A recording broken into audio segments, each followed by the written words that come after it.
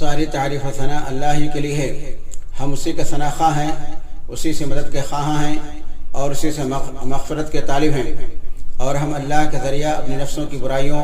اور اپنی بدعملیوں سے پناہ مانگتے ہیں۔ جس کو اللہ ہدایت دے دے اس کو کوئی گمراہ کرنے والا نہیں ہے، اور جس کو گمراہ کر دے اس کو کوئی ہدایت دینے والا نہیں ہے۔ اور میں گواہی دیتا ہوں کہ بجز اللہ کے کوئی معبود برحق نہیں ہے، وہ تنہا ہے، اس کا کوئی شریک نہیں ہے۔ اور میں گواہی دیتا ہوں کہ محمد علیہ السلام اس کے بندے اور رسول ہیں۔ اللہ کی رحمت، سلامتی اور برکت نازل ہو آپ پر اور آپ کے گھر والوں پر اور آپ کے تمام صحابہ پر اور ان تمام لوگوں پر جو احسان کے ساتھ ان کی قیامت کے دن تک اتباع کرنے والے ہیں۔ اما بعد، بے شک سب سے بہتر کلام اللہ سبحانہ وتعالیٰ کی کتاب ہے، اور سب سے بہتر ہدایت محمد علیہ السلام کی ہدایت ہے، اور سب سے بدترین امر نئی ایجاد کردہ چیزیں ہیں، اور ہر نئی چیز بدعت ہے اور ہر بدعت گمراہی ہے۔ پھر جان لیجئے کہ سب سے بہتر وصیت و نصیحت اللہ کے تقوی کی وصیت و نصیحت ہے۔ چنانچہ اللہ سے ڈریے اور اچھا و نیک کام کیجیے۔ فرمان الہی ہے کہ جس نے تقوی اختیار کیا اور نیک عمل کیا تو اسے نہ خوف ہوگا اور نہ ہی رنج و غم لاحق ہوگا۔ سورہ اعراف آیت نمبر 35۔ لہذا جو اللہ سے ڈرا اللہ اس کے لیے کافی ہے، اور جو لوگوں سے ڈرا تو لوگ اللہ کی جانب سے اس کے کچھ کام نہیں آئیں گے۔ اے مسلمانوں، جب نور اسلام طلوع ہوا اور اس کی ہدایتیں اس کے پیروکاروں کے نفسوں پر پڑی تو ان کے دل اس کی محبت میں شرابور ہو گئے اور ان کے قلوب اس کی خدمت سے چپک گئے۔ چنانچہ انہوں نے اس کی تعلیم لی اور پھر اس کی تعلیم دی، اس کے احکام کی فرما برداری کی اور اس کی مدد کی۔ اس کے لیے انہوں نے اپنی جانوں اور روحوں کی قربانی دی، اس کی راہ میں اپنی وطنوں کو خیر بات کہا، اور اس کی وجہ سے اور اس کے لیے اللہ کے زمین کی صحت کی۔ اور یقیناً اس امت کی پہلی نسل گزشتہ بہترین رسالتوں کے پیروکاروں کی پہلی نسلوں پر فائق اور برتر تھی، جیسا کہ اس امت کے نبی تمام انبیاء سے افضل و برتر ہیں۔ ان سب پر اللہ کی رحمت و سلامتی نازل ہو۔ اور سیرت کی کتابوں میں مذکور ہے کہ جب نبی اکرم صلی اللہ علیہ وسلم نے اپنے صحابہ سے جنگ بدر کے وقت مشورہ کیا تو حضرت سعد نے فرمایا، قسم ہے اس ذات کی جس کے ہاتھ میں میری جان ہے، اگر آپ ہمیں سمندر میں کود جانے کا حکم دیں تو ہم اس میں کود جائیں گے، اور اگر آپ ہمیں حکم دیں کہ ہم برق الغمات کا سفر کریں تو ہم ایسا ہی کریں گے۔ یہ روایت مسلم کی ہے۔ چنانچہ قربانی اور فدائیت کا جذبہ زمان اسلام کے پہلی نسل کی واضح علامت اور نشانی تھی۔ اسی طرح بعد ازاں ان کے پیروکاروں میں بھی تھی، اور وہ جہاد جس کے افراد اس معنی کے علمبردار تھے، ایک ایسا سیلاب تھا جو کسی بند کے آگے رکنے والا نہیں تھا، اور ایک ایسی سخت مصیبت تھی جس کی کوئی حد اور کنارہ نہیں تھا۔ اور اسی معنی کے اندر سے حضرت خالد بن ولید کا یہ جملہ شاہ فارس کے لیے نکلا تھا کہ ہم تمہارے پاس ایک ایسی قوم لے کر آئے ہیں جنہیں موت اسی طرح پسند ہے جس طرح تم لوگوں کو زندگی پسند ہے۔ اور یقیناً ان کا جہاد ہدایت، رحمت اور عدل تھی، اور انہوں نے شریعت کی تنفیذ کی، اس طرح سے کی فوائد اور مصلحتوں کو بروئے کار لائے، اس کو زیادہ کیا، برائیوں اور فساد کو دور کیا اور اس کو کم کیا، اور انسان کے دین، روح، عزت، عقل اور اس کے مال کی حمایت کر کے انسانی اہم ضرورتوں کی حفاظت کی۔ اور ایسے اصول اور تسلیم شدہ چیزیں ہیں جن میں ادنا شک نہیں ہے۔ اور بے شک اسلامی تہذیب و تمدن نے اس شریف کام کو اچھی طرح سے انجام دیا، اور اپنے فقہاء اور علماء کی رپورٹوں اور اپنے حکمراں و قائدین کی تنفیذ کے ذریعہ اس قاعدہ اور اصول کو راسخ و مضبوط کرنے میں تمام حضارتوں اور تہذیب و تمدن سے سبقت لے گئی، کیونکہ اسے اللہ کے قول کا احساس تھا کہ ہم نے آپ کو پوری دنیا کے لیے رحمت بنا کے بھیجا ہے، انبیاء 107، اور اسے اللہ کے اس قول کا علم تھا کہ زمین میں فساد مت برپا کرو، کیونکہ اللہ فساد کرنے والوں کو پسند نہیں کرتا ہے۔ سورہ قصص آیت نمبر 77۔ یہی وجہ ہے کہ انسانوں کی بہت ساری قوموں نے دینی، مذہبی اور گروہی اختلاف کے باوجود امت کے بازو تلے امن و امان اور عدل و انصاف کی نعمت کے سایہ میں زندگی گزاری، اور اس وطن میں زندگی بسر کی جو ان سب کا گہوارہ تھا اور جو سب کو اپنے آغوش میں سمیٹے ہوئے تھا۔ اور جب جہاد، فدائیت اور قربانی ہی اس امت کی عزت اور اس کے دشمنوں کی ذلت اور رسوائی ہے، اور جب دشمن باہر سے اس کا مقابلہ کرنے میں ہر طرح کی حیلہ اور تدبیر سے عاجز ہو گئے، تو اب ضروری تھا کہ اس امت میں اندرونی در اندازی کی جائے، چنانچہ تاریخ کے مختلف مرحلوں میں مسلمانوں کی صفوں کے مابین دشمنوں کی کئی جماعتیں داخل ہو گئیں، جس کے نتیجہ میں انہوں نے اس کی چند راہوں کو بگاڑ دیا اور اس کے نتیجوں پر اثر ڈالا۔ اور اس صدی ہجری کے شروع ہی سے ان اشخاص اور لوگوں کی طرف سے جن کی اکثریت پر صدق و سچائی اور اس دین کی نصرت و مدد کی رغبت کا غلبہ ہے، بہت زیادہ قربانیوں اور خون بہائے جانے کے باوجود ان سے آخر میں جن نتائج کو امید کی جا رہی تھی، نہ صرف وہ نتائج برآمد نہیں ہوئے بلکہ معاملہ اس حد تک پہنچ گیا کہ اس کے الٹے اور امید کے خلاف نتائج نکلے۔ چنانچہ مسلمان ہی ان قربانیوں کی تباہی اور بربادی جھیل رہے ہیں اور وہی اس فدائیت کے بھینٹ چڑھ رہے ہیں اور قربانی کا بکرا بن رہے ہیں۔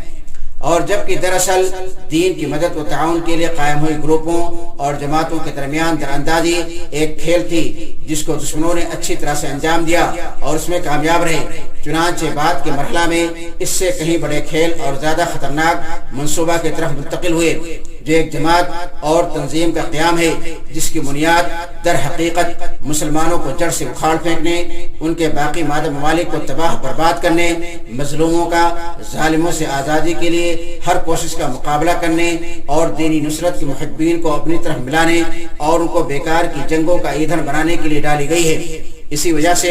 دشمنوں نے اس مست شدہ تنظیم کو اسلامی خلافت کا لباس پہنا دیا ہے اور اس کا نام سلطنت خلافت اسلامیہ رکھا ہے، اور اپنے جرائم کو انہوں نے شریعت اسلامیہ کے نفاذ کا نام دیا ہے تاکہ اسلام کو اسلام کے نام سے بدنام کرنے کی تصویر مکمل ہو جائے، جبکہ اسلام کا اس میں ذرہ برابر بھی حصہ نہیں ہے، کیونکہ کوئی بھی جماعت یا تنظیم جس کی بنیاد وعدہ خلافی، عہد شکنی، معصوم خونوں کو قتل کرنے، دشمنوں کی حفاظت کرنے اور ان زمینوں پر قبضہ کرنے پر ڈالی گئی ہو جن کو ان کے مکینوں نے اپنے ظالموں اور سخت عذاب دینے والوں سے آزاد کرایا ہو، ممکن ہی نہیں ہے کہ ایسی کسی تنظیم کا اسلام سے ذرہ برابر بھی تعلق ہو، گرچہ وہ اپنا نام کتنا ہی بڑا اور عظیم کیوں نہ رکھ لے۔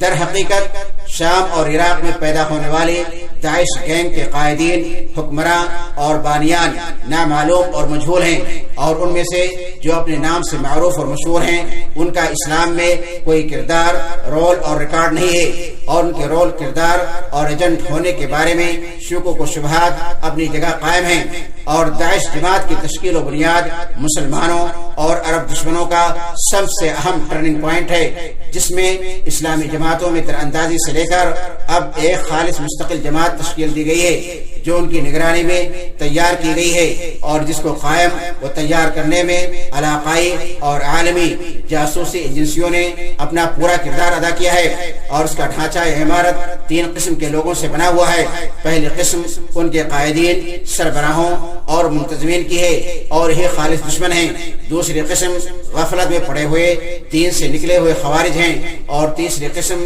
وہ ہیں جو اس کی ایندھن ہیں، جو غفلت میں مبتلا ہو کر دین کی مدد کے لیے اٹھے ہیں، کم عقل اور کم عمر ہیں، علم شرعی اور سیاسی سوجھ بوجھ سے بہبہرا اور بالکل خالی ہیں، اور یہ سیاست کے اصول میں سے ہے کہ کسی بھی سازش کی کامیابی کے لیے لازم ہے کہ اس میں شریک ہونے والے اکثر لوگوں کو یہ نہ معلوم ہو کہ یہ سازش ہے۔ اللہ کے بندو، حقیقتوں کو اجاگر کرنے کے لیے اگر ہم داعش کی چھوٹی اور مسلمانوں کے لیے منحوس زندگی اور عمر کا سالانہ حساب کتاب کریں تو ہمیں پتہ چلے گا کہ مسلمانوں کی خروجی کے علاوہ ان کا کوئی اور مقصد نہیں ہے۔ اے مسلمانوں، داعش کے واضح اور بار بار دہرائے جانے والے مکر و فریب میں سے ایک ہر ملک اور ہر جگہ سے سچے اور جوشیلے مسلمان نوجوانوں کو اپنی طرف جذب اور مائل کرنا ہے تاکہ وہی آگ کے حل ہوں جن کے ذریعہ وہ اپنی جلائی ہوئی چنگاری کو حرکت دیتے اور ہلاتے ہیں، اور پھر جب ان کی تعداد زیادہ ہو جاتی ہے تو ان کو بنا کسی بلند مقصد کے لڑی جانے والی قربانیوں کی غیر حقدار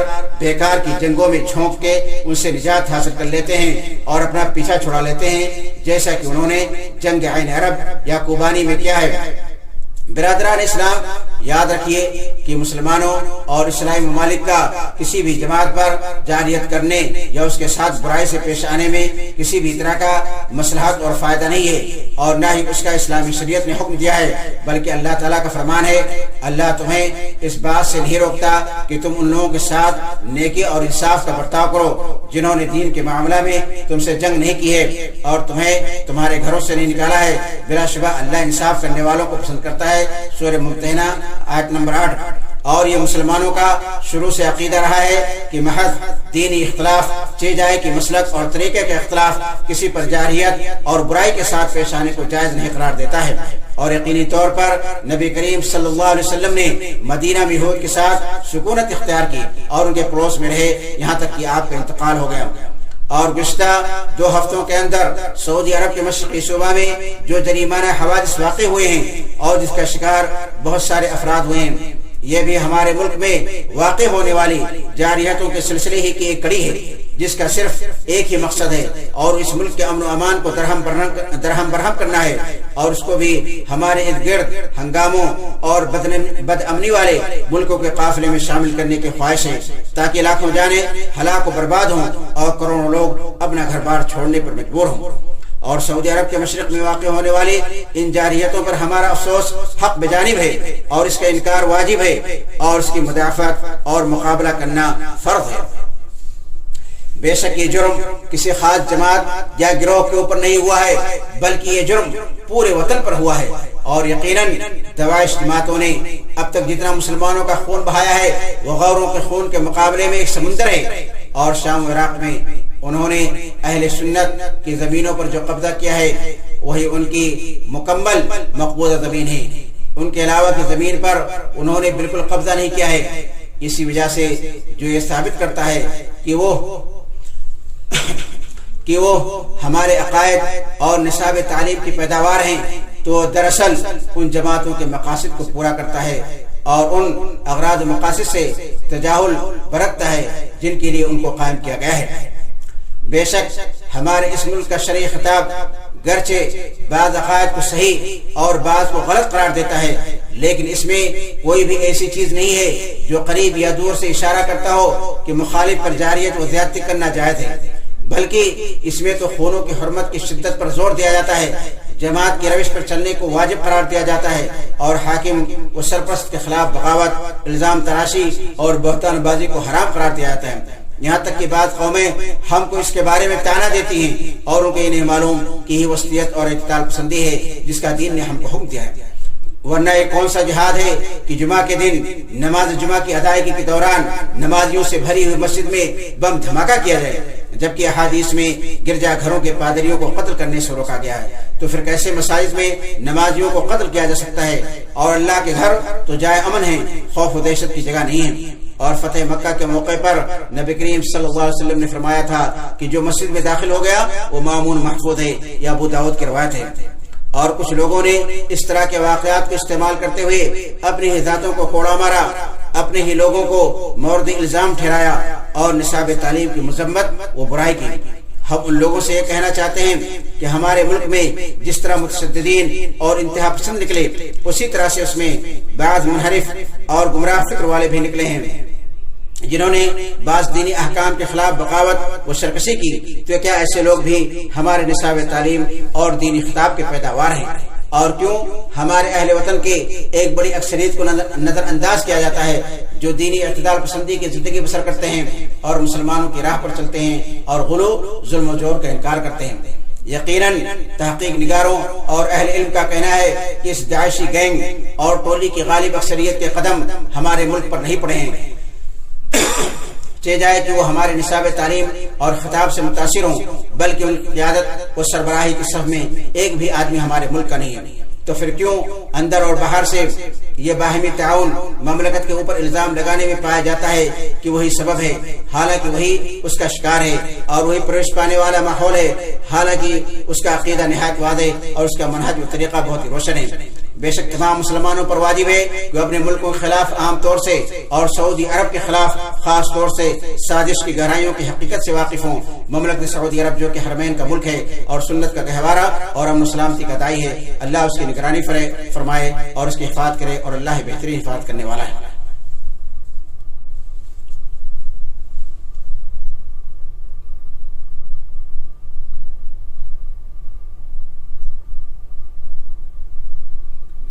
ہر طرح کے تعریف و ثنا کا سزاوار اللہ ہی ہے جو تمام کائنات کا رب ہے،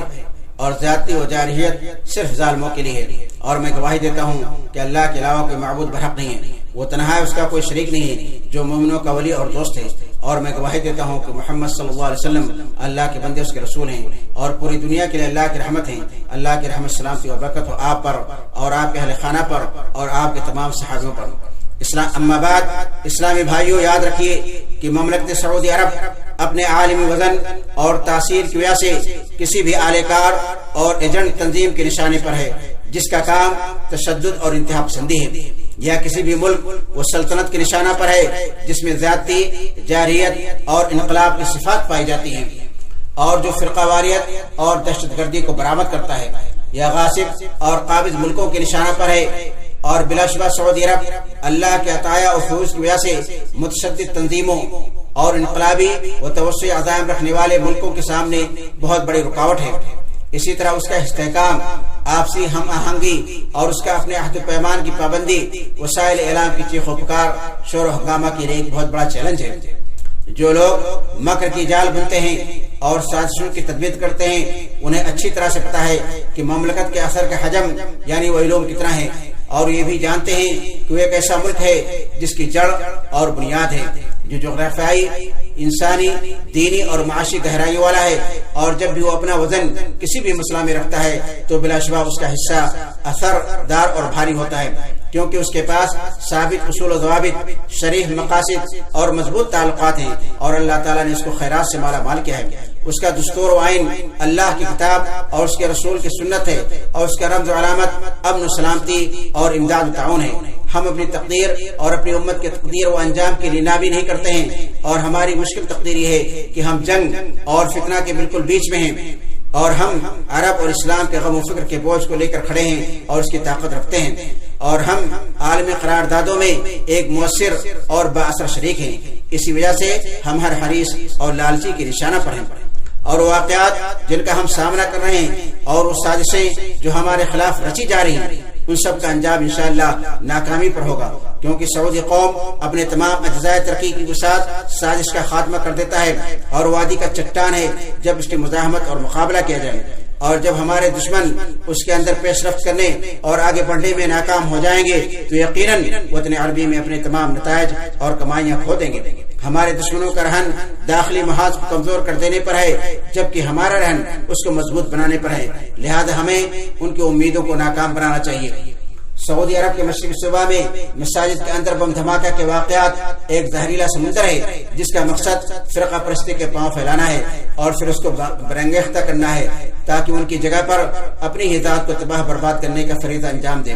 اور اس ملک کا ہر باشندہ یقینی طور پر جانتا ہے کہ وہ یہاں امن و امان، خوشحالی اور آزادی کے لباس میں زندگی بسر کر رہا ہے، اور وہ ہرگز پسند نہیں کرے گا کہ اس کی بھی وہی حالت ہو جائے جو حالت اس کے بھائیوں کی بہت سارے ملکوں میں ہوئی ہے۔ اور اس ملک میں اللہ کی ہمارے اوپر سب سے بڑی نعمت امن و امان اور اتفاق و اتحاد کی نعمت ہے، جس کی حفاظت میں کسی بھی طرح کی کوتاہی ایک خطرہ ہے جو بنا کسی استثناء کے سب کو دھمکی دیتا ہے۔ اور ہمارے اس ملک کی وحدت اتفاق کسی جماعتی یا گروہی بنیاد پر نہیں قائم ہے، اور نہ ہی کسی جغرافیائی علاقہ پر ٹکی ہوئی ہے، بلکہ عقیدہ اور شریعت پر قائم ہے، اور ان دونوں کی حفاظت ہی اس وحدت، اتحاد اور اس کی مضبوطی کے ہمیشہ باقی رہنے کی راہ ہے۔ اور جو بھی ہمارے اتفاق و اتحاد اور صفوں کی یونٹی کو خطرہ کے لیے پیش کرتا ہے، خواہ اس کا مسلک کچھ بھی ہو، تو امت کا دشمن ہے، اس کا ہاتھ پکڑنا ضروری ہے، اور اس کے خلاف احتیاط، دور اندیشی، پختگی اور مضبوطی سے کارروائی کرنا ازحد ضروری ہے۔ ہمارا عقیدہ عدل، انصاف اور رحمت کا عقیدہ ہے، اور اس عقیدہ کے سائے تلے تمام جماعتوں اور گروہوں کے شرعی حقوق محفوظ ہیں۔ اور یہ مخالفت و دشمنی کی برائی ہے کہ اہل خواہشات ان واقعات کا استعمال اس امت کے عقیدہ، اس کے ثوابت، نصاب تعلیم اور اس کی حکومت کے بنیادی نظام پر حملہ کرنے کے لیے کریں۔ واقعات کے جائزہ اور تحلیل کے وقت علماء، داعیوں، اہل قلم، صحافیوں اور مفکرین کے نزدیک عدل و انصاف اور اعتدال پسندیت پایا جانا ضروری ہے۔ ثنا و ستائش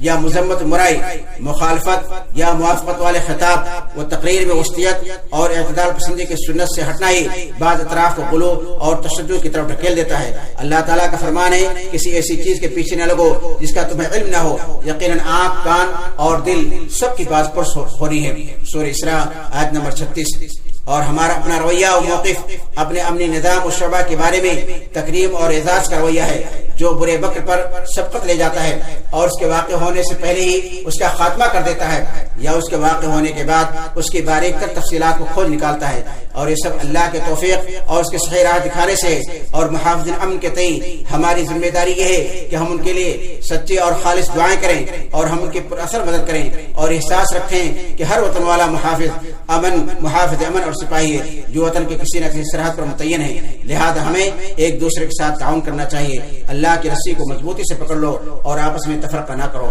اور اب نبی کریم صلی اللہ علیہ وسلم پر اور تمام صحابہ کرام پر درود السلام بھیجیے۔ اے اللہ تو نبی کریم صلی اللہ علیہ وسلم پر اور آپ کے آل و اولاد پر رحمت و سلامتی نازل فرما، جیسا کہ تو نے ابراہیم علیہ السلام